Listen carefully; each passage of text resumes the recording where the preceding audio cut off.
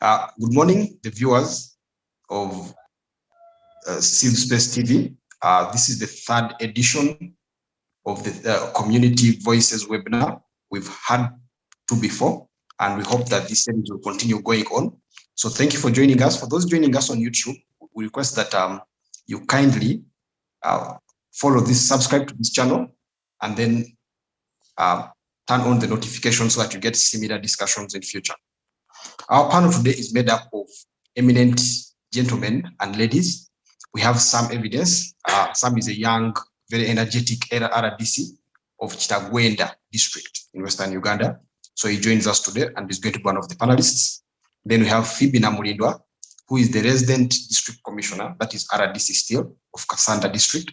Previously, she worked in Luwero. Then we have Nabwire Innocent.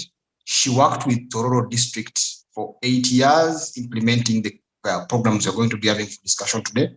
And then we have Kakuru, who works with Kick Corruption out of Chigeze. Our discussion today, ladies and gentlemen, is going to center under the theme, assessing the impact of post-rural development and what to expect of the parish models. So the background to this is that right from 1999, the World Bank and the International Monetary Fund, key development partners for the government of Uganda, introduced a poverty reduction strategy, or what they shortened as the PRS approach, and that was an approach to development that Uganda participated in. The government of Uganda, as a participant in this program, started with the Poverty Eradication Action Plan as their first program under the Poverty Reduction Strategy. This program had a mixed bag of successes and failures here and there, but ran, and if you see Uganda's poverty rates from around 1999, the curve went down, poverty declined, according to the World Bank data. Then in 2007, the government introduced what is famously known as Bona Bagagawale, Uganda for Prosperity for All.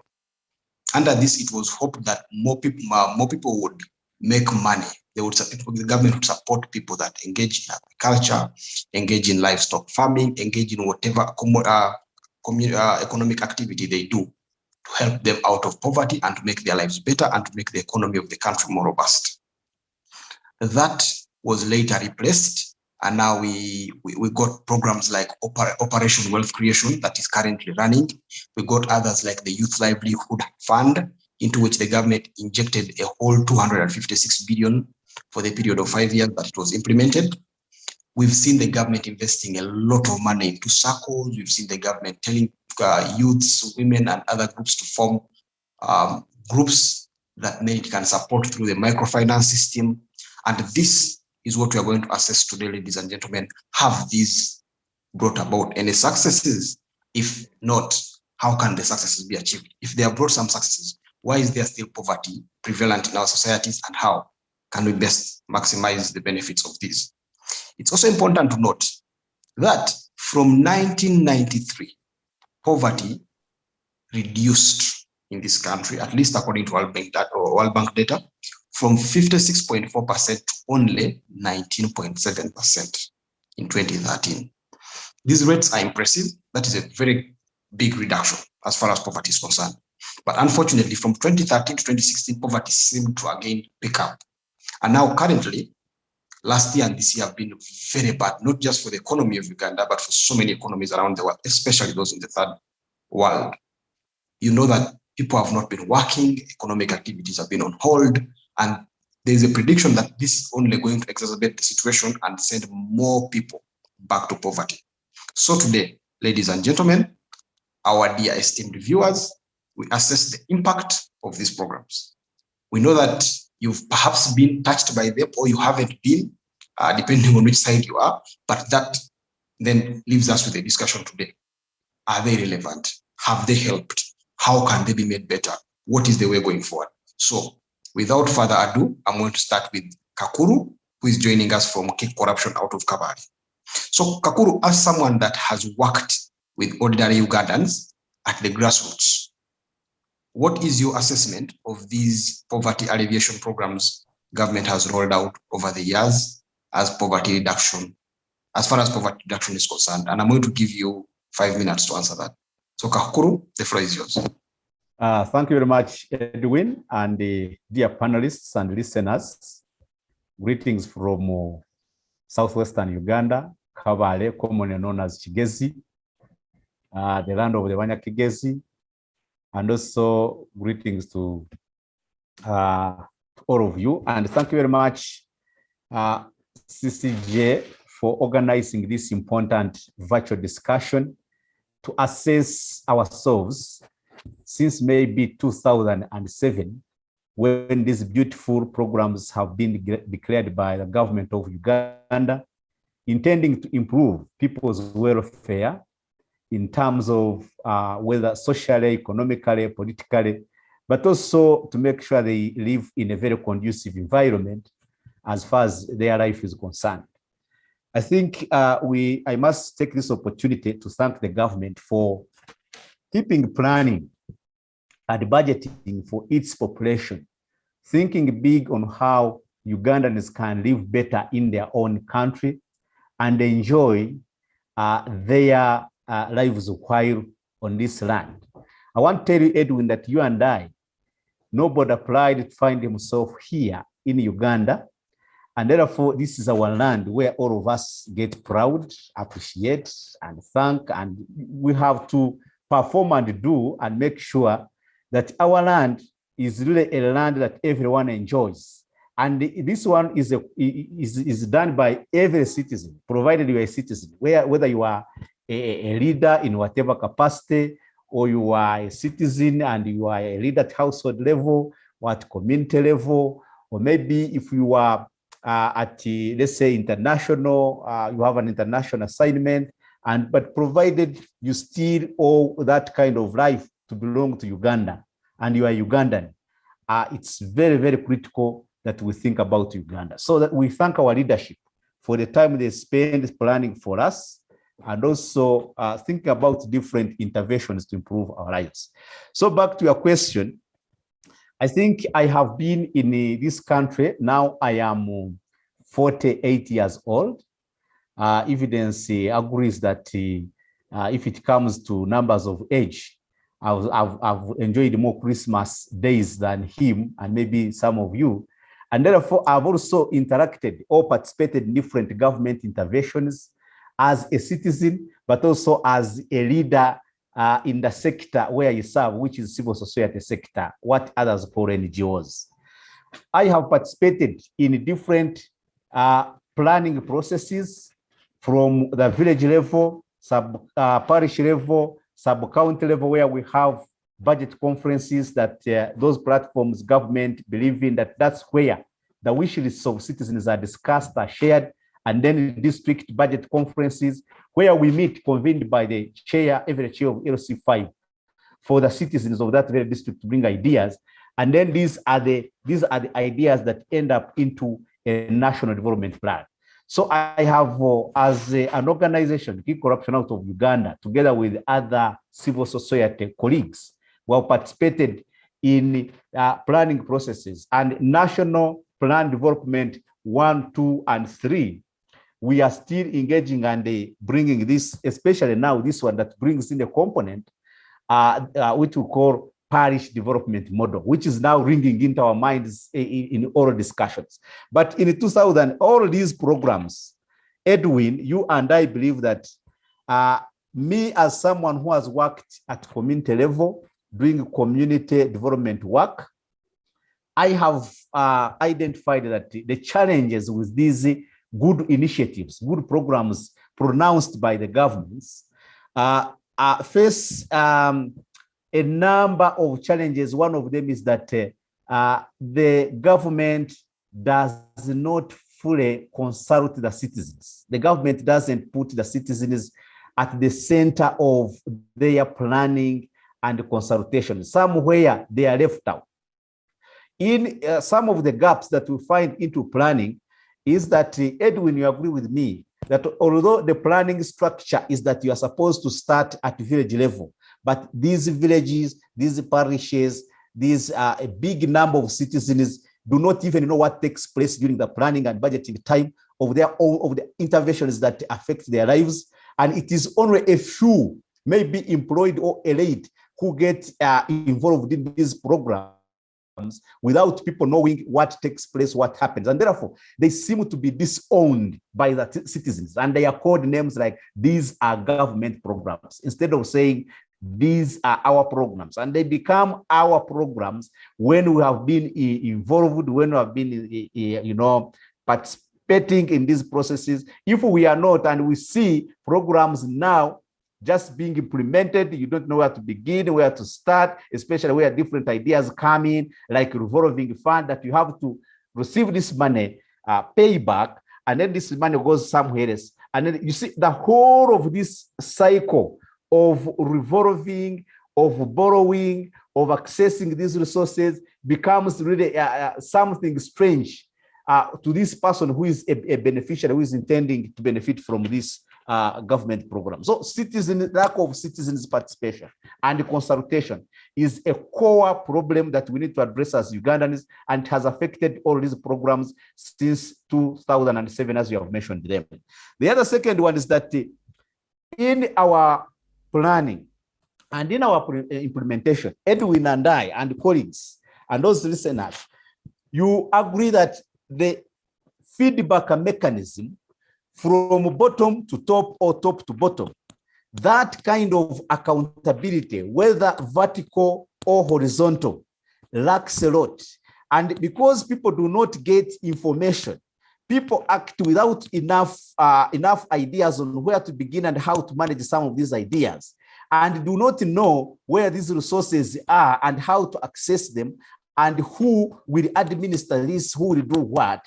That one alone, that kind of lack of accountability, the whole process of accountability becomes a big challenge. And this is why we have gaps that breed high level of corruption, grand corruption.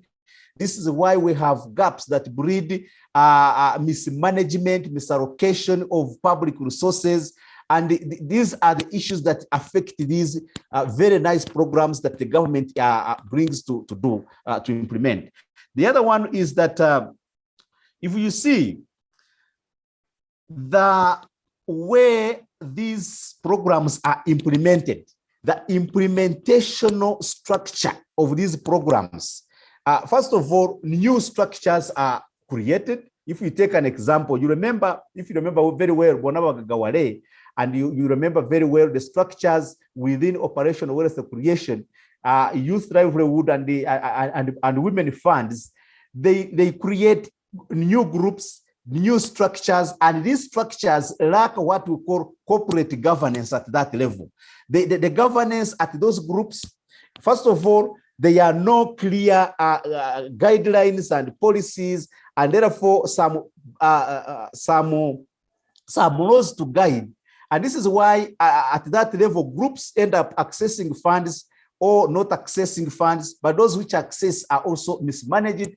For example, if you see the issues that were affected by youth livelihood, some get this money, they go somewhere, the youth are ever on mobility. So these gaps of creating new structures that did not exist, instead of operating within the existing structures that are there established, whether the project is there or not, it becomes an issue in the implementation process and has affected these programs. But also not learning from the previous projects or programs is also an issue. If they did project evaluation and their recommendations, these are the gaps. They can be addressed this way. Most of these reports are not really taken up. You see, learning lessons are never taken up by the government implementing officials. Instead, they run quickly to new ideas and forget to learn from the previous ideas. And this whole component of not learning from the previous, and you go into the new era of another program, you miss a lot. And a lot that you miss, first of all, you lose lots of funds, which should have been maybe accounted for to implement to another one. And in so doing, the projects keep on meeting similar challenges of mismanaging, misallocation of resources and embezzlement, hence hybrid corruption. Edwin, you and I also believe that the declaring of these new project models, most of them come due to the political pressure. You see, if you analyze very well, if you have been following them, most of these programs are declared towards elections.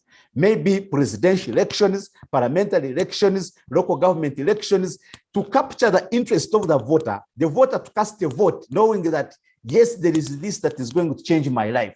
So because you vote expecting, having high expectations, and these expectations are never received, people end up being beggars, waiting to hear from the political leaders, those who have pronounced the programs.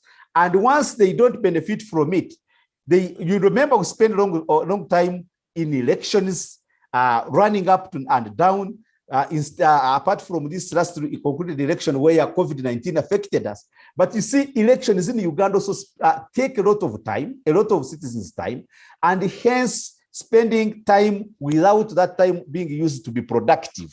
And politicians have continued to use this to capture the citizens' attention, attention to vote them. And then after voting, they drop their ideas, and the programs that are mentioned are never implemented the way they are. So the poverty lines, Edwin and I agree that today in our communities, especially during this time of COVID-19 situation, where you come from and where my colleague Evidence knows, we call that place Omuchendeji. I want to tell you that people these days do not even, some of them don't have what to eat, what to put on fire, why people call a mahega. You see, they do not have what to eat. They can afford just one meal a day. And this situation, that's why we are seeing even many of our children dropping out of school because they cannot access school fees. I want to tell you, some families that have had COVID-19 cases, it was terrible. Godwin and I, they can't afford some simple drugs to be bought for them.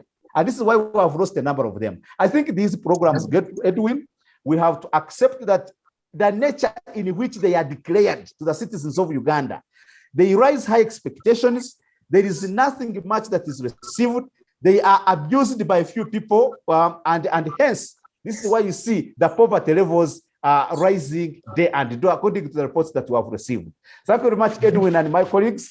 But I think this is very beautiful, and we have to learn from it. There is a lot of lessons that we have to capture as citizens of Uganda to make sure that we learn from the previous projects to these other government programs, especially this parish development model that hasn't been also been adopted very well and understood by our communities. Thank you very much, Edwin and colleagues. I submit. Okay, Kakuru, the main points you listed are lack of citizen consultation, lack of feedback mechanism, community not being educated enough about the programs, not learning from previous projects, and the projects being done for politics. And you said this is why they are failing. So I'm going to turn to our second speaker, who is going to be Nabwire Innocent. Nabwire, let's pick point number one of what Mr. Kakuru said, that the citizens are not consulted. And he is not the first to say this. Many people say that these programs are done without enough and adequate consultation being given to those that they are intended to benefit the most. So do you agree that this is a key problem in the implementation of these programs? And if so, what experience do you have working with these? What does this lead to, and how best can that be addressed? So the floor is yours, Innocent.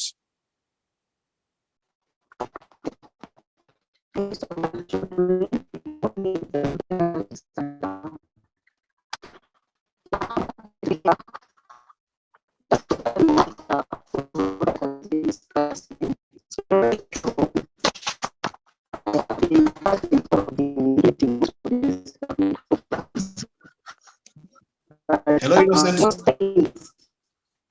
Hello. It seems like we are not getting you clear. You could try turning off your video if it is the one that is affecting the network, so you can try without the video and see. Okay. Am I clear now? Yeah, that's better. I hope it even gets better than that. Yes, that's okay. Okay. Okay. Okay. I was saying that that to add from where Robert has been discussing, yeah, it's true that most of the government programs have been implemented without doing thorough consultation of the different communities. Most times, government just comes up, like the way Robert has been discussing. They just come up with their programs. Like, for example, there was a program in Tororo that they came up with where they were giving livestock. We're supposed to give like livestock to different people in the community to help them like elevate themselves. But government just came up one morning and they said, now we have gotten these goats. They came up to the community, to the LOCs, and they were like, how many people here, how many people do you have that we can give goats? Without even consulting the community and asking, does this person have like enough land? Can this person manage? They didn't even take time like educate the community on how to handle these goats. Remember, most of these animals they bring, they are hybrid. So they'll just come in like, and just identify so-and-so has been rearing, has been having like 2 goats, 3 goats. The LOC would just come and say, give so-and-so, give so-and-so, give so-and-so. So most times, there's a lady we gave, I think there were 4 goats because she had 2 goats. It's the LOC that identified her. But at the end of the day, like in 1 year's time, these goats had multiplied like to around 12 goats. She didn't have enough space like for rearing the goats. And at the end of the day, she started having wrangles with the rest of the community because the goats would go and eat people's plants and enter into people's farms. So at the end of the day, she saw this as a burden. So she was like, you people, you just gave me goats here to disturb me. So she ended up going and selling up one by one, just to relieve herself from the burden of the goats. Why? Because if initially government maybe had come in with these people here who know enough about rearing these goats and going to the community, identifying the people, teaching them, yes, we are going to give you this, but this is how you're supposed to go about them. Do you have enough land? And in case the goat falls sick, because even these things government usually gives out to these communities, it seems like they're not indigenous things. They're not indigenous things. Like, for example, our local goats, you just take it there, it eats grass, but most of these things, even when they fall sick, you have to use different means on how to treat them. So most of the communities, the projects start, yes, they start well, and the things seem to be moving well, but in the long run, you realize that people get fed up. Number one, there is no constant monitoring from government to find out so-and-so was given these goats. How is this person progressing? Have they multiplied? Is this person gaining from the program? No. It seems like most times they come out with these programs just to fulfill the accountability that I have been given like 500 million and I'm supposed to distribute this and this, or maybe seedlings, I'm supposed to distribute this and this. So for them, their aim is just give out and come up with accountability. I've been able to give out and this is my accountability. But the real aim of meeting this person, the real aim of eradicating poverty from the community is not achieved. Reason being, there is no enough consultation. They don't find out what are the needs of these people. I have been in these communities. You just wake up one morning, government says, okay, now we have come up with the youth fund. And they say, okay, you identify which youths here. Without even knowing what is the skill of this person, what can we invest in this person? Can this person maybe can this person start up like a small scale business? Can this person maybe do something like welding? No. For them, their aim is accountability. I have been given the money, so how am I going to account for this money? I've been able to give it to so and so and so and so. And the issue of corruption stands at the center of everything. Because if there was no corruption, our aim would be like, yeah, I'm given money, but am I able to get the deliverables at the end of the day? Is the community benefiting? And after 5 years, has this person's life changed? That is not looked at. The main issue here is to account for the money that has been given to them. And at the end of the day, you find that the person has been given the resources, but the resources have not even helped that person at all, because the person will also eat the money knowing, I will not be asked for accountability at the end of the day. Because I give you money, after 2 months, no one is coming to check on me to say, what have you invested in? How is it progressing? Is there a need for any additional input? No. So we just end up, most of the people in the rural areas just be warming up. What is next? What is government bringing for us on desk? Then also when we go to like, most times these seedlings, they give to communities.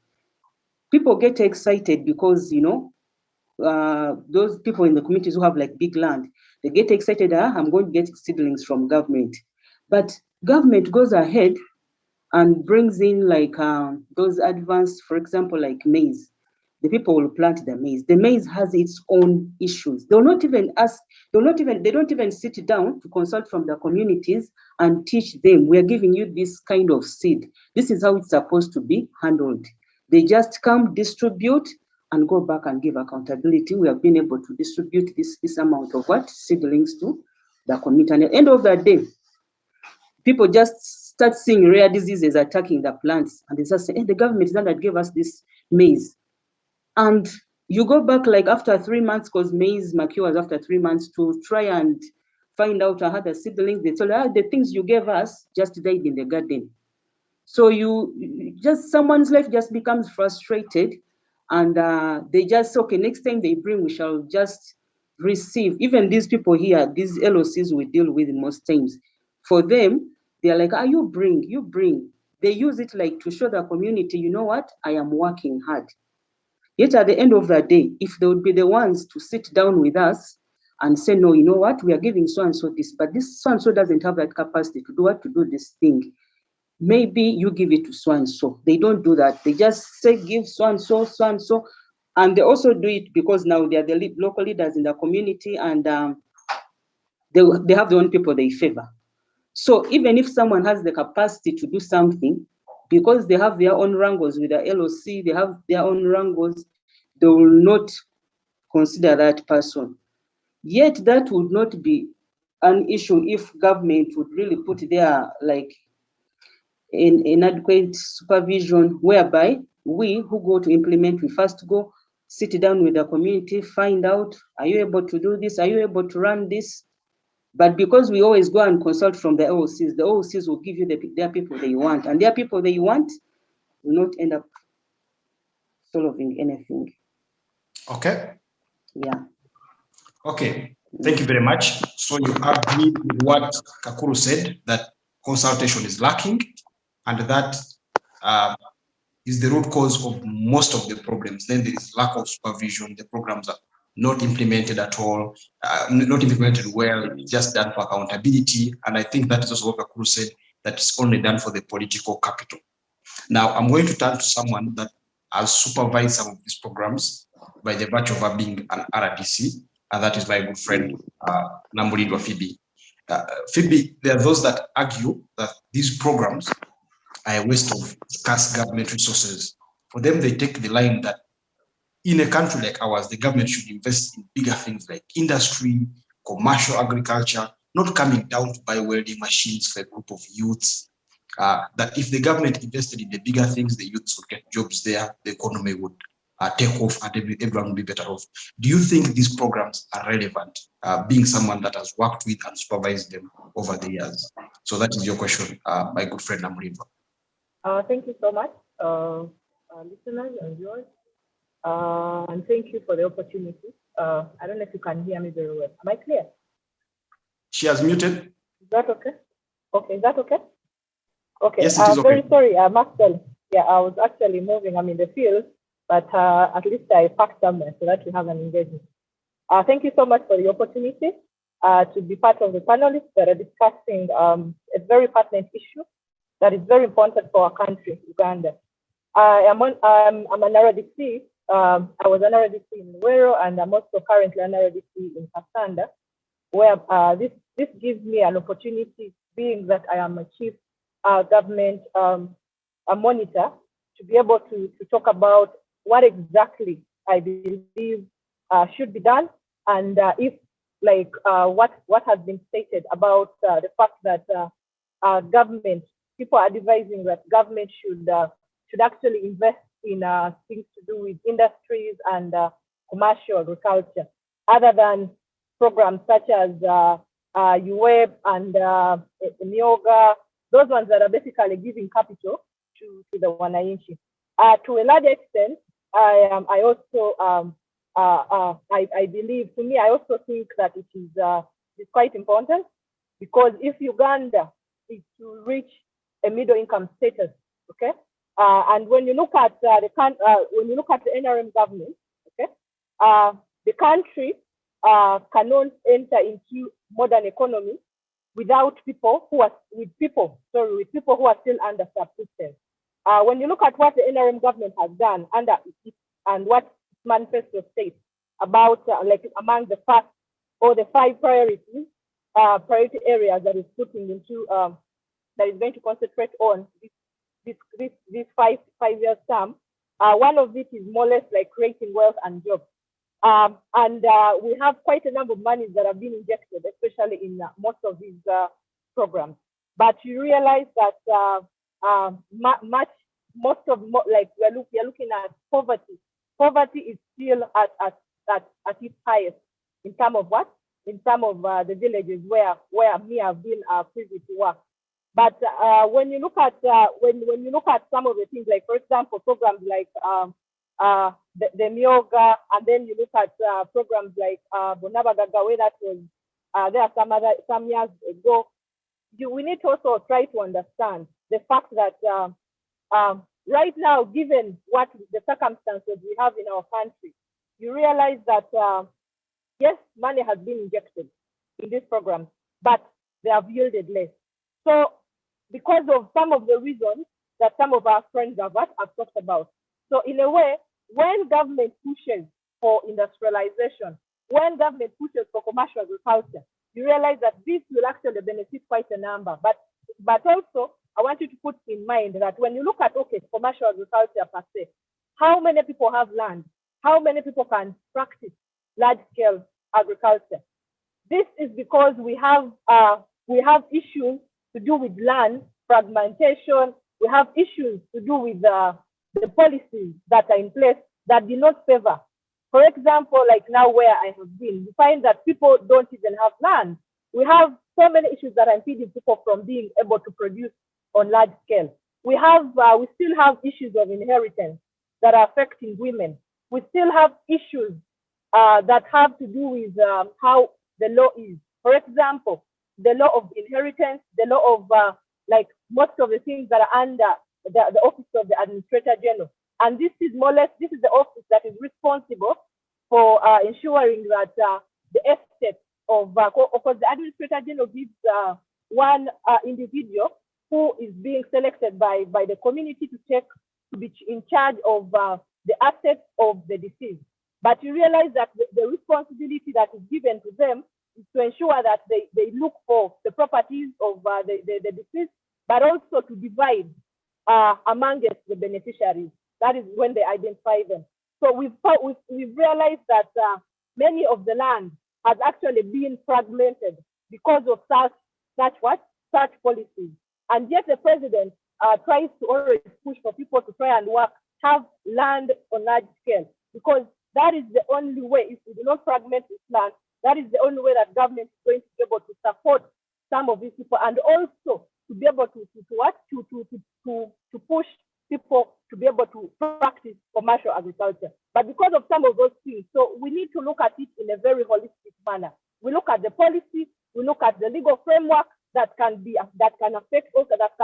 is affecting some of these things, so that we can also be able to push, if we are to push in the line of commercial agriculture, and push our people out of subsistence.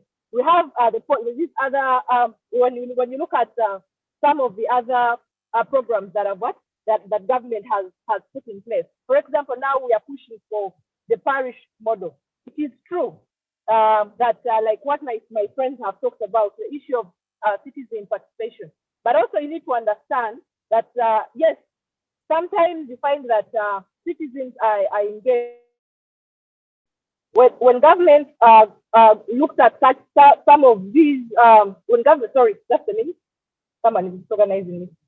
When government injects money, it kind of engages some of these people at that level. When you get to the district, most of these programs, normally we have stakeholder engagement.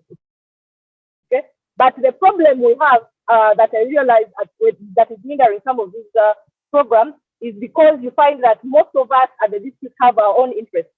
There is some money that is sent to the district, especially to cater for operation of some of these things. But most of the people who are supposed to do this work don't do it.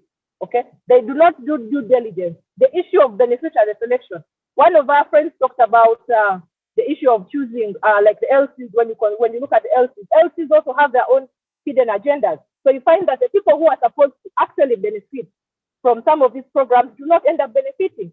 So in a way, it actually makes people also believe that government should actually refocus from focusing on some of these programs, because they believe that these programs are not yielding results. But also I want us to also remember that looking at the population that we have, most of the people we have are benefit from hand to mouth.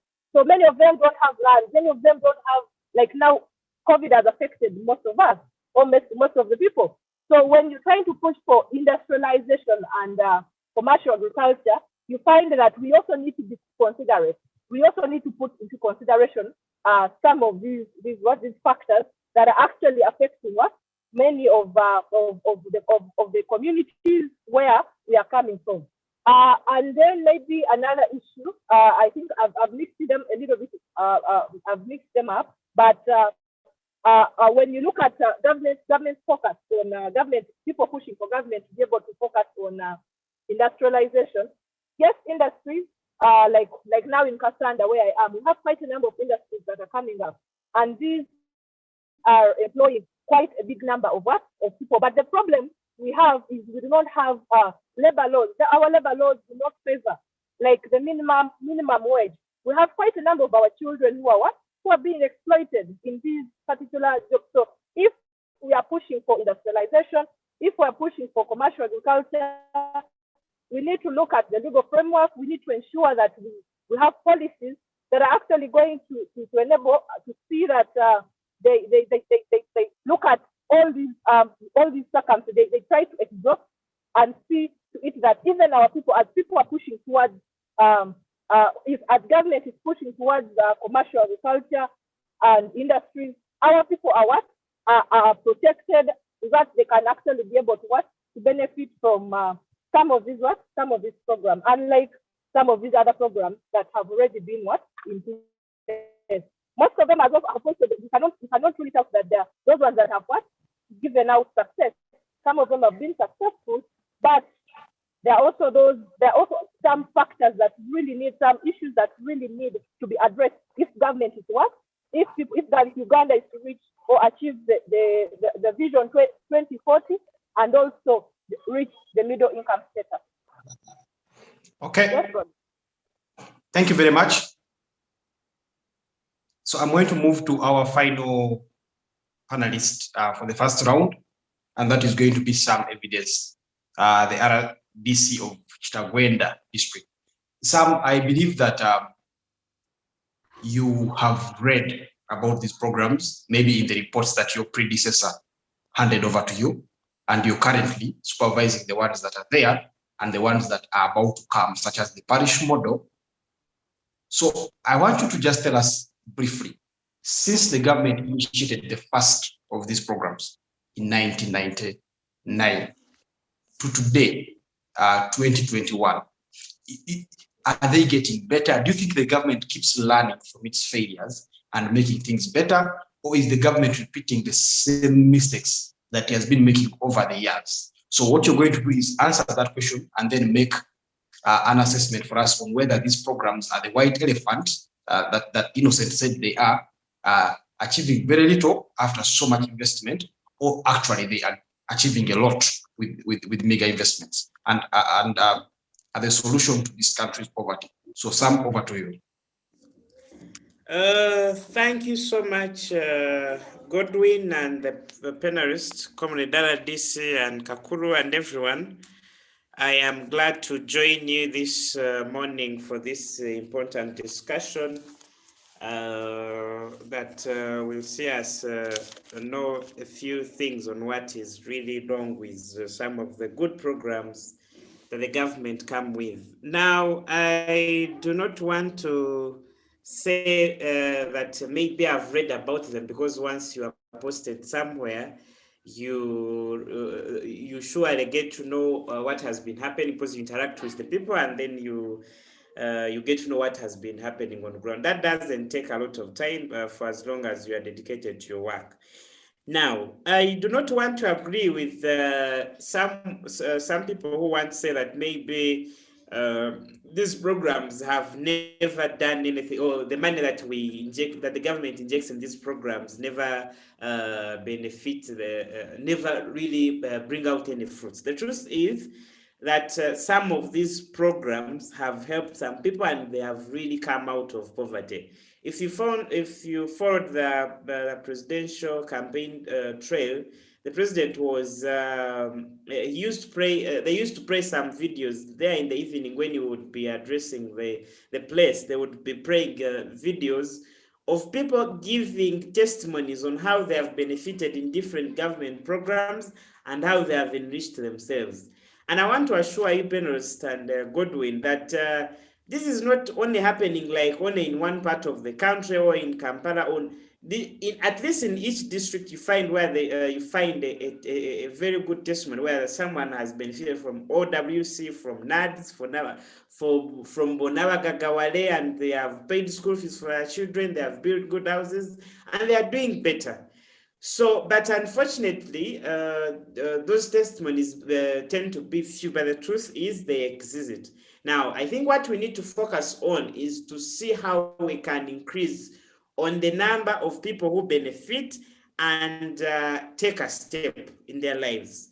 Now, you've asked me if we have, you have asked me whether these programs surely do something. I want to tell you that the truth is something has been done, and these programs surely exist. It's not like on something which is said and it's not visible on ground. Because like OWC, we are very much aware that every constituency has an OWC commander, mostly the retired army men, and their work is coordinate the work of OWC in every constituency. I'm sure even this program of parish model will also have how the people who will be in charge, those officers are there. The only problem we have is that we have people who are not patriotic. Someone is assigned with duty and they do not do what they are supposed to do. Like my colleagues have been saying, you find when OWC is bringing like heifers or something, and then this person does not give those things to the people who are surely supposed to benefit, and they instead you find them favoring individuals, or they are following the politics, things of sort. Now, those are the challenges we are meeting. And also there's another challenge I found out, that when they are looking for people to give out the seedlings, I don't know, there's some language which those people usually use in procurement, where you find like you want to give seedlings to farmers, and there's someone who's supposed to give you. You find they're giving things of low quality, things which cannot grow in a certain district. They just come, dump at the district and run away. And I'm told in that process, there is a lot of money which is involved, because if they tell you that you're supposed to give us seedlings for mangoes or heifers, there is some money which is available to you to do that work. Now, those people, instead of doing what is right, or what they are supposed to do, they go and select things which are of low quality, and those things sometimes For instance, the other day I was commissioning the giving out of piglets to the farmers, and some piglets died from the vehicles which they came from, which transported them. So those are a few challenges which we meet, and I think those challenges can be attached to the people who are implementing these programs. It's not saying that the government did this program and prepared or what. Because the individuals themselves who are supposed to implement have a challenge, and then before we reach to the field, to the real beneficiaries, you find when the project has already got challenges. So there is that issue. Also, you find, because like for instance, the office of the RDC is supposed to go and supervise. We are supposed to supervise all the government programs in the district. But you find when we do not have enough knowledge on those projects, something is done secretly, and then for you, just in office, they call you, you come and commission this, come and commission this. You were not involved from the start. You do not know how much was put, how it is going to be done, and all that. And if they just come to the office and they call you to go and commission, at the end of the day, you will not do what you're supposed to do, because you will not be having enough knowledge. So I think on the issue of supervision, we also need to be serious about it. If we are to say that there is a district commissioner and the district is going to supervise program A or B, let that person have knowledge right from the start to know what exactly is going to be done, how is it supposed to be done, who is supposed to do this and that, how much, all that. Then when we do that, we will surely help on following up those programs and making sure that they help the people they are supposed to help. Frequently we put a blame on the government. I don't know why, because the importance of the government is for them, they are supposed to think for us and then bring the projects to the ground. Now, when those projects get problems, then we again put the blame on the government. Now, we do not consider the people who these projects were going to benefit. And I want you panelists to also consider that even these people we are trying to help and get them out of poverty, they also have challenges. For instance, you find, for me here, I found a culture here where you find people knowing that anything that comes from government is free of charge. It's free of charge. It is supposed to be taken the way it is supposed to be taken. And at the end of the day, nobody is going to be touched. And I think that mentality began from campaigns where you find politicians giving out some, maybe like gifts, like what, and then people thought that every program that comes is coming to be misused. And so the mentality on ground, the mentality, if they give you a heifer, you use it, you make sure that it doesn't die, take care of it, feed it well. I have been hearing my colleague on this panel saying that someone was given goats and then she couldn't take care of them, and then the goats started going to people's gardens. That is responsibility. Government has spent a lot of money to give you goats, and for instead of feeding them and make sure you build, you enclose them, you fence the place and they do not spoil people's gardens, for you just set them free and they go and so the mentality of the Ugandans, some Ugandans, though we are struggling to get them out of poverty, some of them are not really interested in getting out of that poverty. For instance, like now it is 11 a.m. in the morning, but if I can move around in the trading centers, I can find about 10 or 30 people who are drunk. And you ask yourself, someone just woken up from the bed going to the bar, how will that person go think about what the family will eat, how the children will go to school, and all those things? So the mentality of our people, before we bring the government program, yes, the program is going to help, but what are we doing on the mentality? On the mentality of the people on the ground who are supposed to benefit from these programs? What have we told these youth who are unemployed and who can be told that we can do something, meanwhile as wait upon the government? Because for the youth, they will know that I am educated and now the government is supposed to help me to find a job. He will not even think that I can do this and this and be earning a living. Meanwhile, as the government brings the industries, brings the good laws, the good electricity, that will now finally help me to get out of poverty. And you people are aware that Uganda has a lot of potential. There is nowhere you can go and you don't find an opportunity. For instance, here in Kitagwenda, found in Rwenzori region, just in the middle of the country, we have very fertile lands, The land here is still virgin. People haven't they haven't used it all. And whatever you put in the garden here comes out as you put it. You find the people making a lot of good harvests of maize, of coffee, of matoke, and on top of that, having a lake with a lot of fish and all that. So, if we take advantage of the good thing that God gave Uganda, nobody surely can suffer of poverty.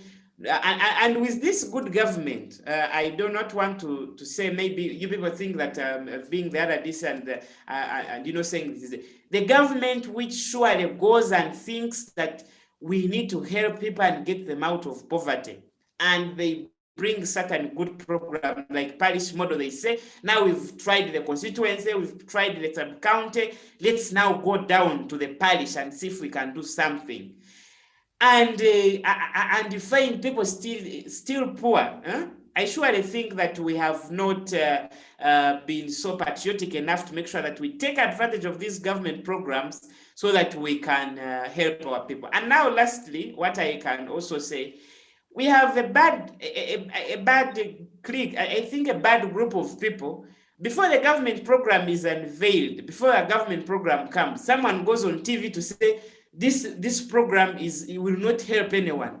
So people develop bias. For instance, I've been seeing people campaigning the parish model, even before it is implemented, even before we take the first step. This is something which is still on paper, which is just being discussed about in Parliament, where I think we could have taken a step, maybe money could have been unveiled already. But why go on radio and talk ill against the government program and then cause bias on the people that are going to benefit? Now, what will those people think when that program is finally brought to their parish? So we also have that challenges of those people, but I surely can say that some of those programs have benefited people, and their testimonies, even when you go on ground, people will tell you that I got pigs from the government, and I have sold them and paid school, and a number of other achievements they have made. I thank you so much. Okay, thank you. So you said that these programs, if you go about searching, you'll find at least one person here and there that have benefited. And that you seem to be in agreement with the previous speakers who say that is actually true. But then given how much investment is made collectively, this seems to be the problem, that it is benefiting very few people. But we shall come back to that towards the end. So I want to pick up exactly where you stopped and ask you another question, because I see that the other panelist, Kakuru, is offline. So I'll start with you and then move on as we get to the other panelists and wait for Kakuru. So this is your question still. The program called Bona Bagagawale that the government launched was under a program, was under a budget of 265 billion Ugandan shillings. This was a program to run for a period of 5 years. It was supposed to benefit mainly the youth, who comprise up to 75% of the country's population, but among the most vulnerable, the poor, the powerless, everything bad. And yet, if you compare that with what, for instance, State House budget for this financial year, 2020-2021, goes up to the tune of 861 billion. That is State House expenditure for 1 year. If you broke that down, you realize that State House spends as much as 69 billion a month, and they spend up to 2.3 billion per day. If you compare this, how much the state is spending on State House, which, right, is an institution of government, and then the money that they are spending on what should be a poverty alleviation program for youth who comprise up to 75% of the population. In fact, the whole money that was budgeted for the Youth Livelihood Fund, the State House would spend that money in barely 4 months. Do you think this is government being serious about ending poverty, or like the rest have said and feared, it is just lip service. The government wants to be seen to act, but it is just there. It's not serious about ending poverty and helping the youth. Thank you so much, Godwin. I think you and me agree that different government departments or institutions have different mandates and what they're supposed to do. You are very much aware that the State House is where the president stays, and of course, as the head of state, there are a number of things they are supposed to do because he runs the entire country. And Godwin and listeners, you know that of course, when something is not even done the way it is supposed to be done, we will come again to criticize. So I think, however much we have the youth livelihood program, but again, also the State House has to be facilitated so that it does its work very well, smoothly. And again, Godwin, yes, Sam, it's about the comparison. Yeah, State House has a lot of things it does, but you're talking about 75% of the population of this country. Yeah, the people that State House facilitates and all that could barely make maybe 2 to 5% of the country.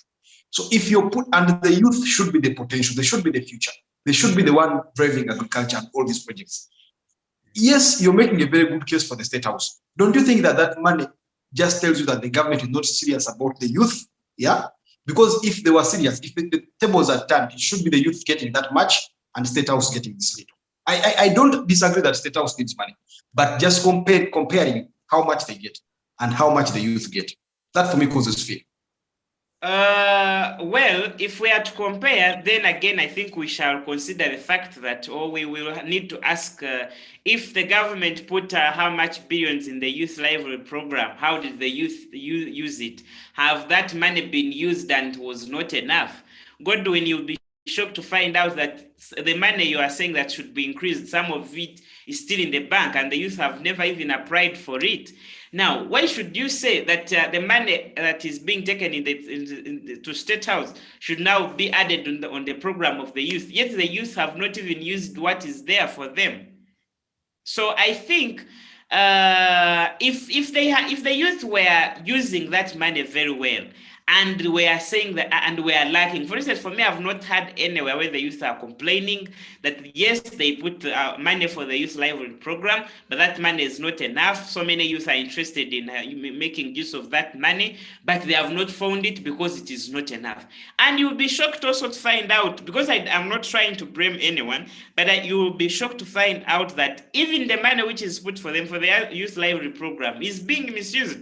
For instance, I've been handling issues here of the Myoga, where the youth went, withdrew the money, instead of doing what they were supposed to do, they went to enjoy life. So, however much that money is not enough, but it is not being used the way it is supposed to be used. You find government says that we have given either District Kitagwenda 200 million for the youth livelihood program, but nobody has used it. It is just there stuck on the account of the project. So we have not put to use the little that we have been given, and I think we shouldn't demand for more. If we put to use what we have already, then then we shall now demand for more, and the government will be in position to provide, because sometimes money is there, only that these days we are disturbed by COVID and the economy is affected. But if we make use of what is already there for us as the youth, as the 75% of the population of Uganda, then more funds will be available to us and we will do whatever we want to do.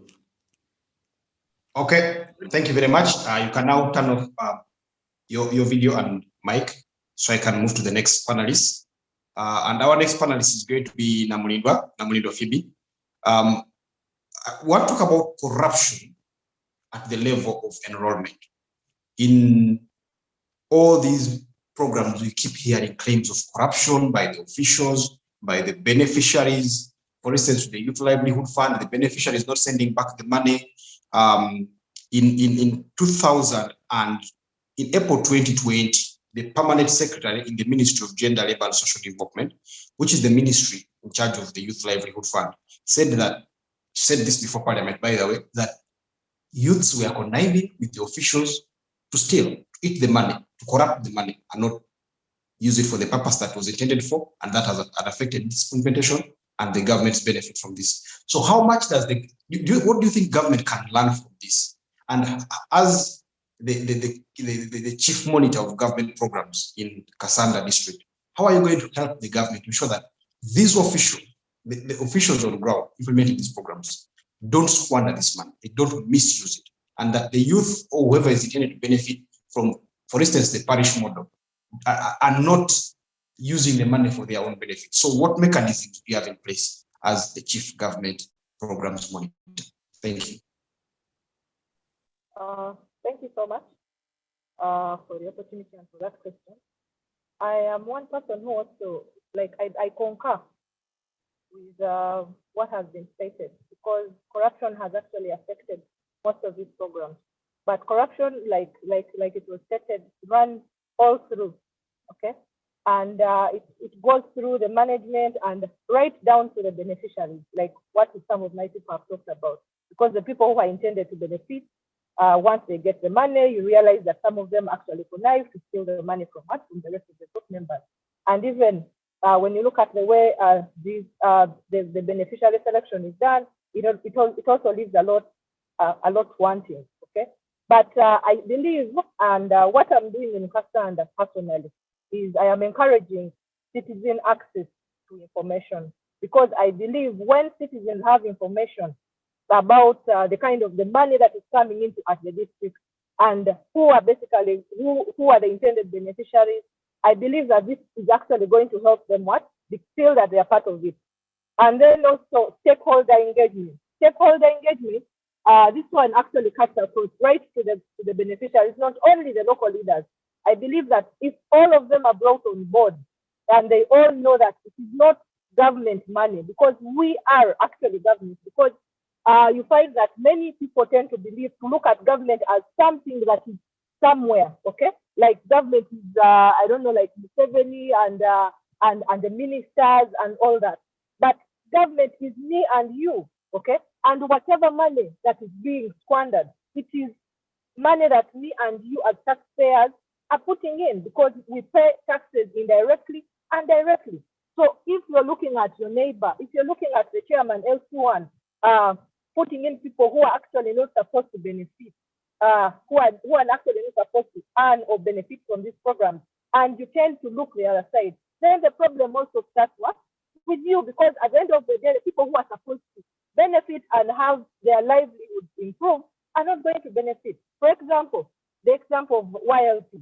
When YLP, we talked about, YLP was when the program was initiated, it was intended, it is actually a revolving fund, but the time in which it came, you realize that that is why we're having issues with recovery, because the first initial group, because the fact that this program came in during the political period, most of the youth ended up believing that this was like a casino, or how do I put it? That this was basically like the president was giving them money for them to be able to for appreciating them for having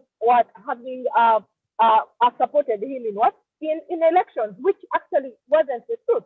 This is a revolving fund that was supposed to, like, when it is given to you, when you bring it back, then another group does benefit out of this. But most of the people, or us, the RDCs and the people who are supposed to monitor, even the focal persons, we are actually failing to recover this money, because many of the youth have relocated.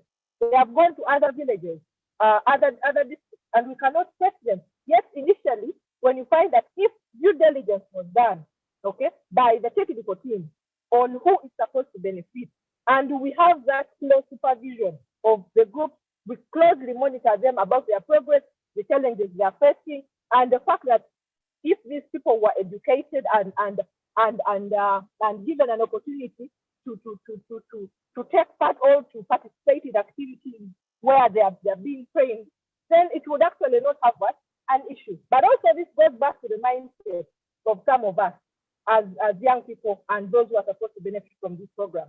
Like my comrade has said, you find that people have a tendency of believing that when government gives you something, you're supposed to squander it. It's basically we're supposed to divide it. Look at the yoga money that has just come in. It SACCOS, the executives of the SACCOS, some of them have actually ended up distributing this money amongst themselves. Yet this money is supposed to go down to the parish level and the parish association, so that people can be able to save and get loans which are at a fee or at an interest that is decided by them.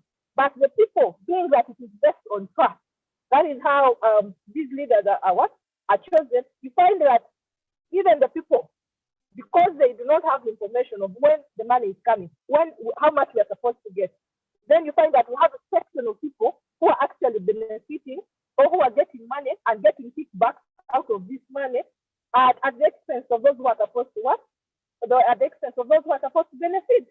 Then another issue that I think is quite important and it's quite ironic, and this is my advice that I give the government, is us.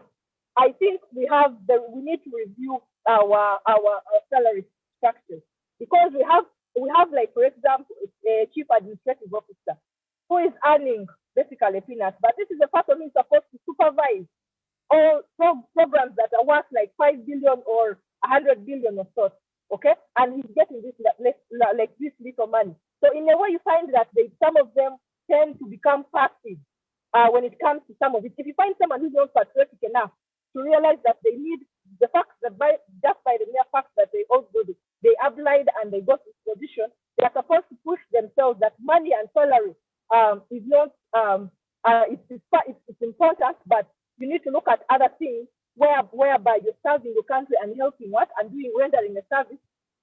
Someone will actually not do what they're supposed to do. So we need to address that. A cow is having a budget of over billions and billions of money, but you find that this person is paid very little money. He has problems. So how are you going to avoid corruption when you have such people at the forefront? Then also another issue that actually the attitude of some of the technical people, those who are pensionable, okay, pensionable and permanent unpensionable. That to me is the problem that Uganda is grappling with.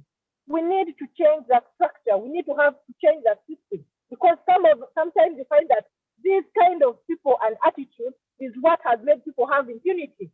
Someone is found corrupt at a level where he or she has swindled, but just because they are permanent and pensionable, there is nothing you can do to them. And then project money is swindled. At the end of the day, you find that, okay, you call Nakarema, okay, you go to IDG and the rest of the agencies we have, but little can be done to some of these people. So if we can take back the fact that let these jobs be contractual and be on contract basis, whereby someone has to be evaluated as based on their performance, and then a contract can be extended or it can be terminated. That will actually remove that kind of mindset or mentality. People believe that when I'm at a district, when I've been given a government job, it's supposed to be pensionable and permanent. I don't have, even when I do something wrong, there is nothing you can do to me. So that kind of attitude has affected us. Then finally, I think we need to also do a lot of civic education to the communities. When programs are coming in, we need to make sure that the citizens feel part of this program. They need to own them, and the citizens themselves can actually do accountability. They can actually ask for value for money if they are given access to this information. If there is a program that is happening, you know what I always do in Kassanda, I always go on radio.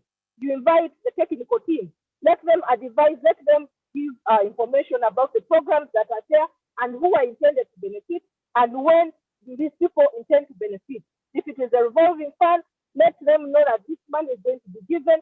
Next week, we are going to be sub-county. We are coming, we are going to be this kind of people, so that they know that this information is available. Programs are not only a few, but you find that most of the time, that information is given away from the people who are intended to benefit, because there are those who are managing these projects have their own hidden agendas. Beneficiary selection at the local level, with ordinarily you find that it was pushed up to the parish level. Like they sit, even the villages, they sit, and then the community itself decides on who is going to benefit based on what item. And those are the lists that are sent above. But you find that also the leadership at the local level, most of them also tend to connive because they have their own vested interest.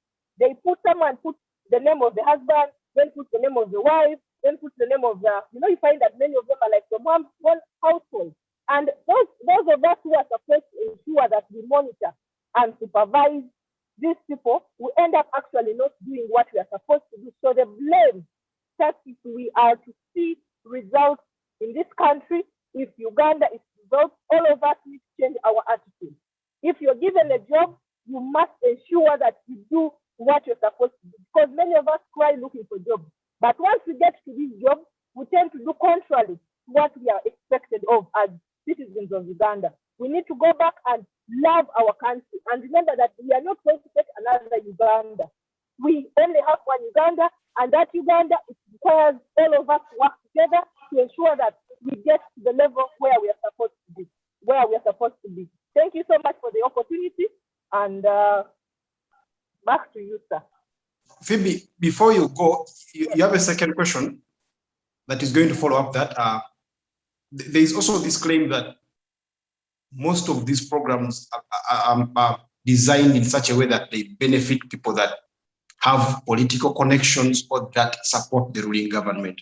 So the government of Uganda, as we know it, is supposed to work for and above, for all the people of Uganda, regardless of their political affiliation. So is it true that these programs, in a way, tend to benefit people whose political affiliation is that of the party in government? And if that is true, how best do we work in a way that ensures that every person, regardless of their political color, will benefit from such programs? Actually, it's not true. I can vehemently state that it is not true, that these programs or the programs that are put up by government are meant to benefit only people in the ruling government. Like I said, the only challenge that I see is access to information. People who are out there tend not to have access to this information. One, it could be that some of them don't take the initiative to get this information, because those in the ruling party, being that they have the manifesto or the NRM manifesto, that is the government that is in power, many of them tend to go ahead and push and get this information. But those of us who are non-partisan or belong to a certain or affiliated to a certain political party, there is a way we tend to always think that the ruling government looks at NRM. Me, when I go to radio to educate or to sensitize the people, I believe that I speak to everyone. I do not speak to only a segregated audience, perhaps NRM people or only maybe people belonging to other parties. I speak to everyone generally, and information is given to all of them. So it is upon you to take the initiative to ensure that you go and find access or get that information. And another thing, you find that people don't even, you might ask them, where is the district reporter? Do you even know the office of the RDC? Do you even know the office of the cow? Do you know the office of the production officer? They literally do not know, because they don't go there. And these are public offices. So I always hold people responsible. I tell them that an opportunity can only find you when you're prepared. Now, if you have aggressive people who maybe belong to one party, and for you there is this activity that is or this project that is supposed to benefit people, okay? Why wouldn't you go and try to ask or seek for that information? If that information is not given to you, for you, what have you done about the situation that you're in, other than blaming the other people, saying that these people are not are the only ones that are benefiting? You go there and tell me that I have been locked out of this program just because they say I participated or I supported this particular person. To me, that information has not come to me. That the media of communication that I always use, even when I go down to the local level. For example, now, during COVID, there is some money that is going to go to village task forces and also the VHT. But you find that some districts are withholding some of this information, okay? But if you go down and talk to these people and tell them that there is this money that is coming to these villages and it is is intended to do this and this and this. Then there we can have a holistic kind of partnership and contribution towards what? Towards the same goal. But the problem that we have is that all of us tend to be confined in where we are. And we always like playing the blame game. When you are not playing your part, then it is definitely the other person who is what? Who is failing you. But for you as a person, what have you done about the situation? Being that you feel that the situation where I'm in, or I feel that I am being segregated on this particular program, just because I'm belonging to this particular political party. These offices are public offices. In case of information, please go there. Government programs are meant for everyone. Okay, so people should take the initiative and ensure that they reach out to get access, and even us who have the information. The information is not for only you. It is public. It is a public secret. Everyone has, as long as they're Ugandans, they should be able to access information. If the program comes, then information should avail the people so that they can benefit out of from this program. Yes, Godwin. Okay, thank you very much. I'm going to move now to Innocent, who has been waiting patiently for her second question since the discussion began. Innocent, we know for a fact that this country play a very, very big role in helping government. We've seen them engage in education of children. We've seen them engage in healthcare. We've seen them engage in issues of rights and law and so many other programs. Just wondering, in this economic aspect, poverty alleviation, there are definitely civil society organizations that are working in that line. So how best can the government and these civil society organizations combine forces, pull together their synergies, and ensure that they work best to ensure that the programs are implemented well, the programs, maximum benefit is derived out of these programs, and the intended benefits are achieved in the shortest time possible. So how best can government and civil society work in this? You could also bring in aspects like the church, maybe the cultural institutions. How best can all those work together? Innocent, please unmute your microphone, and then you will be able to speak, and we'll be able to hear you.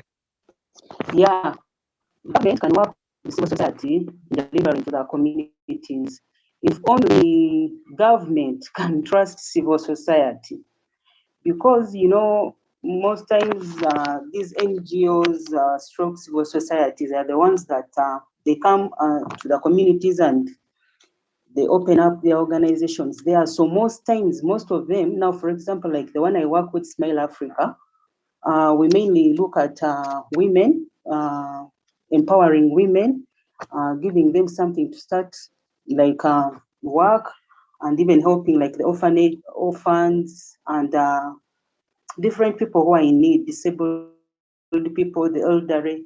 So if government would come and like sit down with us and support like most of our projects, because we are the ones who go down there and discuss with these people. We go down there, identify them, and we know the target groups. We know like now the needs of the elderly are this and this. The elderly need like more attention when it comes to health.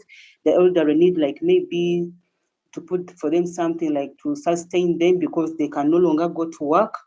And now when we go to the youth need like support to help them like maybe start up small scale businesses, help them on things like hands-on training, tailoring. When we come to women, women are a little bit trustworthy when it comes even like things like SACCOS. When you give women money, like when they form those groups and you give them money, somehow, somewhere, there is a way women are able even to give you accountability, because at the end of the day, the women know that if I eat this money, if I don't stand and take back these savings, I'm betraying my family.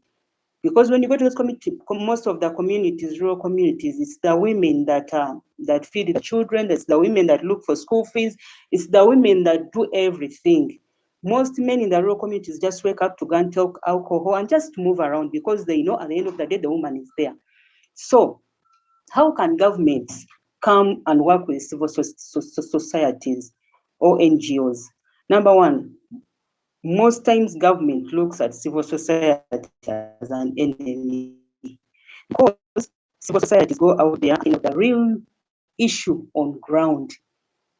And when they come to air it out, of course, in one way or the other, government may see like civil society is coming to minimize on their work. Yet, if you come down and listen, what is this person saying? Because this person goes on ground. For us to reach where government cannot reach, we go down and interact with those people and they tell you their real need. Now, if it comes to these things like giving out this money, if government can work hand in hand with the civil societies, because for us, we already have we have those identified groups, we have formed those people into clusters, we know their needs, we know this one and this one can do this, we know their capacity, we know these ones are into farming, these ones are into tailoring, these ones can do this. So if government can come and work with us to help us, to help them identify and identify the people who are supposed to be given, for example, the Miyoga money, identify those people. For us, we are in position to identify those people because we know their needs. Then going to the LOC, yes, first we still work with the LOC. But again, if you go to the LOC may not know. But for us who go down there, the grassroots, we know the needs of the people, we know their requirements, at least we can be able to help government allocate some of those resources. Then also, I think there is need for government to come and work with civil society in when they are making their budget. Because most of us, civil society NGOs, we just write proposals, then we are able to get maybe grants from somewhere else to be able to support our projects, which projects are, again, helping with the citizens, with the government, with the very people. So if government can come in and sit with us and say, okay, you people, you work with the people, what are the real needs?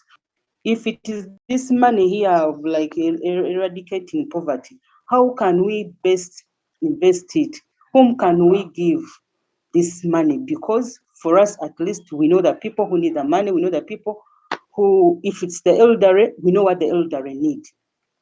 Especially if when you come to this COVID situation whereby people have been crying out, people have been coming to us, we need food, we need this, we need this. But this has been the work of government. Government has been sending money to people in urban areas. But you may not be able even to assess who has the money, who needs the money, and who doesn't need. But because for us, the civil society and the NGOs, we go down to the grassroots and we know who is doing badly, who are the people on our list that we are really standing in for. If government can come and work with the civil societies that are maybe working with the people, okay, doing different activities, but working within the people, we can be able to help government allocate their resources very well. Yeah. Even when it comes to health, because when you look at Uganda, different areas have different healthy issues. Because now, for us, there at Smile Africa, we mainly work, initially we used to, the initial program was to work with the street children, especially the Karamojongs. We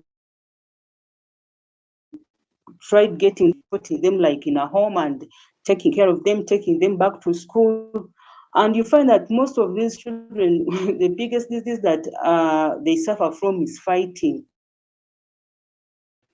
They don't have, a kid can just come and pierce another kid. So if government can involve the civil societies and NGOs on identifying, we want to put up a hospital here. What kind of hospital? You may want to put up a hospital, come and start up a project, but you don't even mind. Now, like the Karamojongs, you cannot tell them that I'm going to give you a business, start here business. No. For them, their mindset has been put that we are supposed to be given. We are supposed to be given. So for them, they believe we are supposed to be given. But for us at Smile Africa, we have tried to put those young girls down and give them schemes like tailoring, learn how to plait hair. Which ways I see in Kampala, there is a program, a government program that it is still under eradicating poverty, whereby it's there, I think, in Wandegia, where they have helped empowering the girl child on learning hands-on training like plaiting hair, salon, such things. So if government can come hand in hand with NGOs that they are managing to help people get out of poverty. Yeah. Submission. Okay, thank you very much. So I'm going to move back to Namulindwa. She says, Innocent, please mute your microphone. Thank you. So I'm going to move back to Namulindwa. She said that the question she didn't attempt well the first time and needs to make some more clarification. So Namulindwa, I'm going to give you the time to do just that before we move to our concluding remarks, and then we see how best the parish model can be implemented. So Namulindwa, the floor is yours. Innocent, again, mute your microphone. Oh, okay. Thank you so much for giving me yet another opportunity, because I felt that the first question, I think because I was in the field, I really didn't attempt it well. But I'm one person who believes that I think both programs are okay. Looking at commercial agriculture and government focusing on commercial agriculture and industry, that is if we are to attain a middle income status, and also the fact that we have programs, these initiatives like Myoga and YLC that are meant to help or benefit those who basically feed from like hand to mouth. May I believe that most of these ones here, all the programs that have been that government has come up with are geared towards helping the people. But remember, when you look at Uganda, Uganda has various categories of people. We have those who are dealing in small scale, and these are more or less like in the urban centers. But then we also have those ones in the rural areas. So when government is focused on commercial agriculture, which is actually good, because when you focus on commercial agriculture, then you can have large scale production, okay? And then also industries, because these are geared towards producing in bulk. But also I want you to also think about people who are in maybe the urban centers, okay, like Kampala per se, and the districts that are neighboring.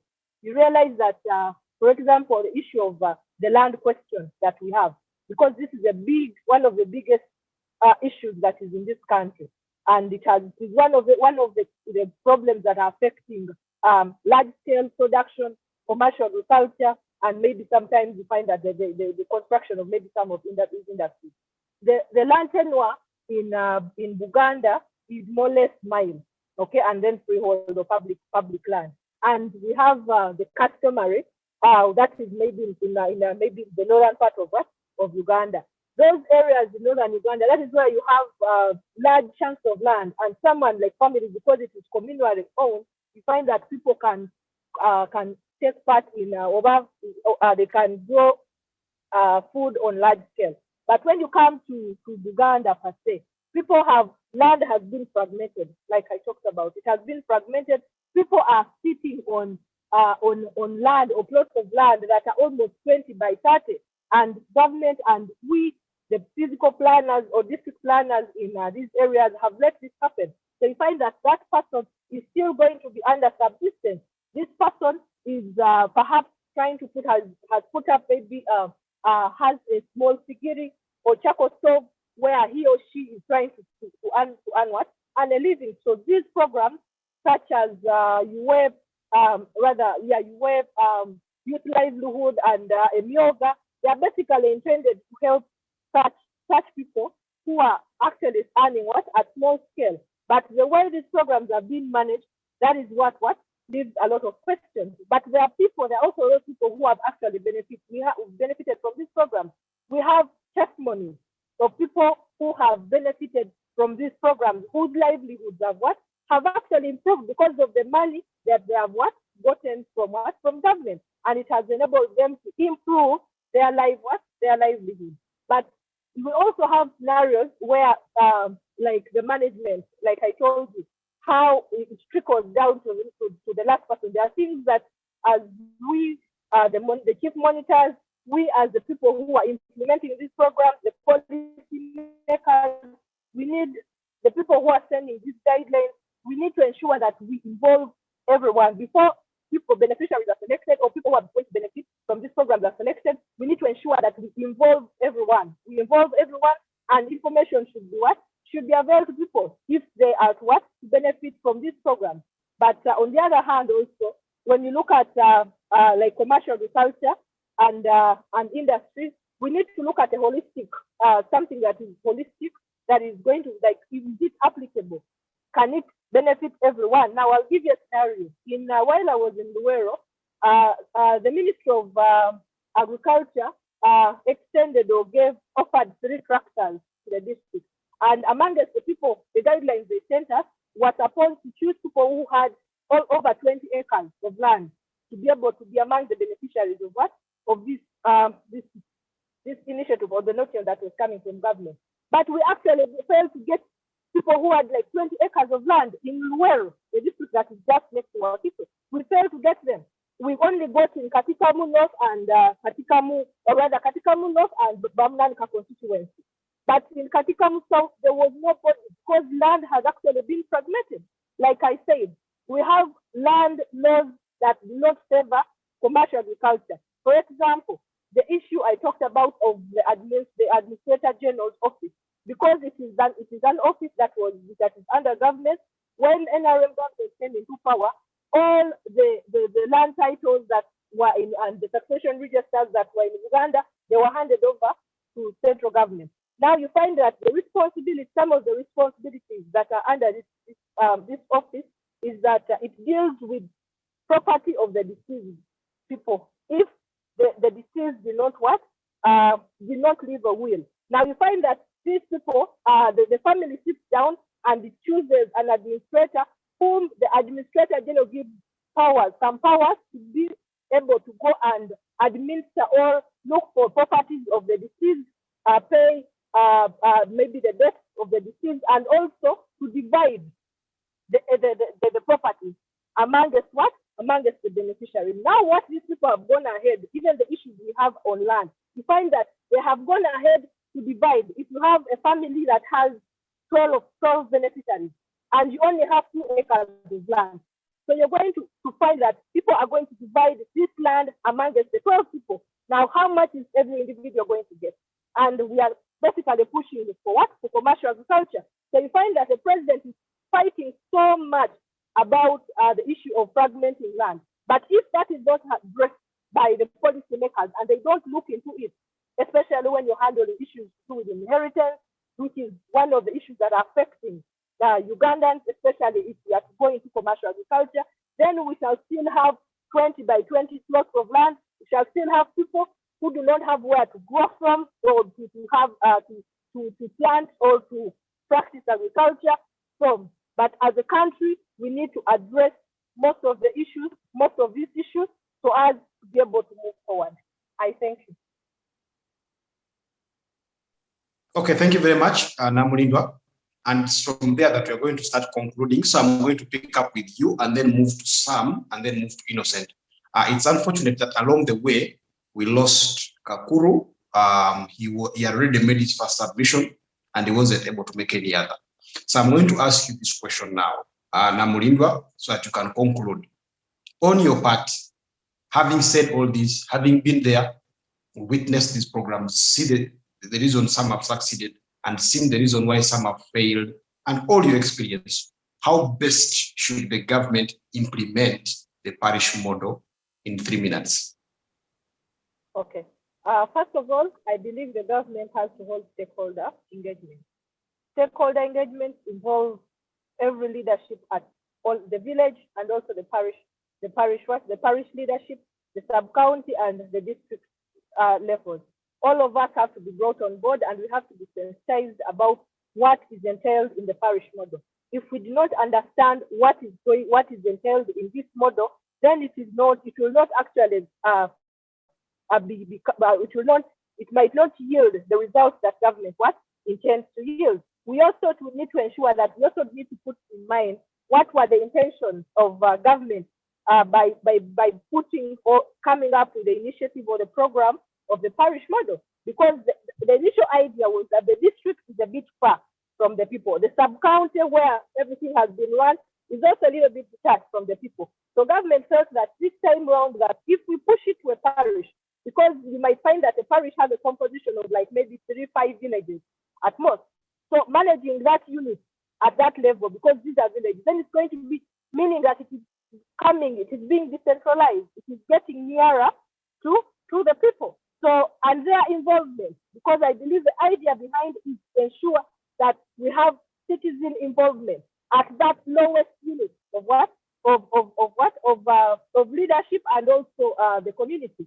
What we have to do as us who are being given these responsibilities, we have the parish leaders or the parish chiefs at the parishes are mostly going to be at the center of this. But the remuneration, has government changed the remuneration of this parish chief?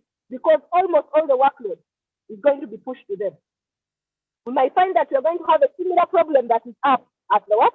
At the district. So let us look at it holistically. Now that we've pushed it to the parish level, who are those ones who are going to be involved? How are they going to get paid? How are they going to get motivated to be able to perform their role? How are they going to be supervised? All of us have a stake to play, even right from the RDC, the chairman LC5, and the rest. The problem that I am posing is that we need to encourage our people to stop politicking almost everything before they even understand, because that is another issue that is affecting this country. Everything, politics is everywhere. Every other time, even if something comes that is intended, that has good intention, someone goes on radio, and before even they understand, because they've been given a platform where they can speak and air their views, they talk about something without even having facts.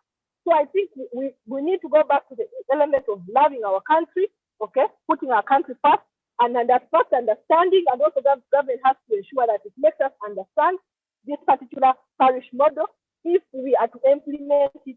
And when they need to understand, we need to do it together. Not only the parish chief, not only the other people that they have put, but both the political wing and the technical wing have to work harmoniously to ensure that the people at the villages benefit from us, from this program.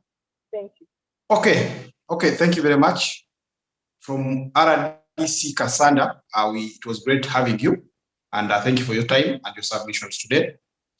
From RDC Kassanda, we move to RDC Kitagwenda, and that is some evidence, same question.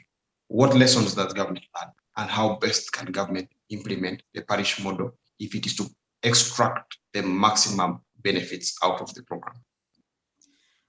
Thank you so much, Godwin. I think we need to be strict on the rules we set for these projects. If someone is playing around with a government program, we need to be strict on them. Sometimes even you find, sometimes when we have overwhelming evidence of someone misusing government money and playing around with government program, you find when we are being so kind on them, praying around.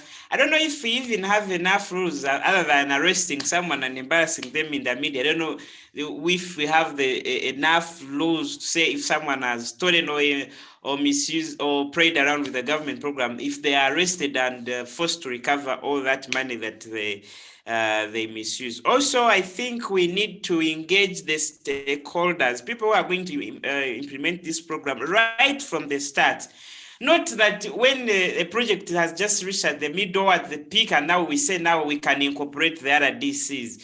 Now we can incorporate the politicians at the lower governments. Then someone starts when they don't have enough knowledge on what is going to happen, and once they are misinformed with these technocrats, for them there's a way they behave, and they will come and play around with your minds, and you find they are doing their own thing. So I think we need to engage the people who are going to implement right from the start of the project. They have enough knowledge about it, so when it comes to the ground, they know what they're supposed to do, so that the parish model can also help our people. Then we also need to stop this mentality of bad-mouthing government programs. This kind of behavior where people go on television before something has been implemented, you're saying a lot of bad things about it, you're telling the people that it is not going to help you because Bona Bagagawale was here, Nads was here, it didn't help you, so this one will also not help you. No. I think that is a very bad behavior, which is even unpatriotic, that we need to stop, so that when a program is coming, we tell the people how it has come to help them, how they should be involved, and when we do that, I'm sure that we shall achieve what we intend to do. So I also think that we should make information a priority, so that by the time it comes to the parish, people shouldn't be hearing it for the first time. Like now what we are doing, Godwin and colleagues, is also part of informing the people what is going to happen. So we need also to avail information to the people prior to implementation, and that will help them also to know what is coming to them and how they will benefit. Because once someone is told, then they plan early, and then they once they plan early, then they are ready, and then we will get what we need to from it, and then there will be value for taxpayers' money. You know, it really hurts when government spends billions of money and you really can't trace any beneficiary or anything on the ground. It hurts. It's very bad. So we need to try as much as we can as government to make sure that we do not regret when times for giving accountability to the taxpayer comes. I thank you, Godwin, and other participants. I thank you for inviting me, and I've enjoyed the show. Thank you so much. Okay, we're happy that you enjoyed. We are also very grateful that you allowed to join us, and your submissions have been very helpful. I'm sure that our audience, the viewers, appreciate, and we look forward to having you some other time for similar engagements. So I'm going to turn now to Innocent Nabwire. Nabwire, your final submission on how best the government can implement the parish model and avoid all the many problems that have affected the other programs before it. And your parting shots, your last ones. Sam, you're going to mute. Thank you. So let's listen to Innocent. Thank you, Godwin. I conclude by saying there should be a lot of government should involve these people here who are supposed to be implementing these things. There should be a lot of civic education before coming up with these programs. Government should come up and do a lot of civic education. Why are we giving you this? How are you going to manage it? Before bringing any program to the people? Because if you give them the education, they will know how to handle what you're going to give them, and they will know how to manage. Number two, there should be a lot of supervision and monitoring, because most times these programs have been implemented. Looks like we've sadly lost Innocent. So since we had made the submissions and the discussion has really been one that is very informative and is going to be very impactful on our viewers who have spared their time to watch the discussion we've had, we can only thank you, our panel, for joining us today. We hope that when we call upon you next time, any discussion of this kind, you'll spare your time and join us again. To the viewers out there, we thank you for watching CivSpace TV. This is the third of these discussions. We shall have the fourth next week, and we shall have many more.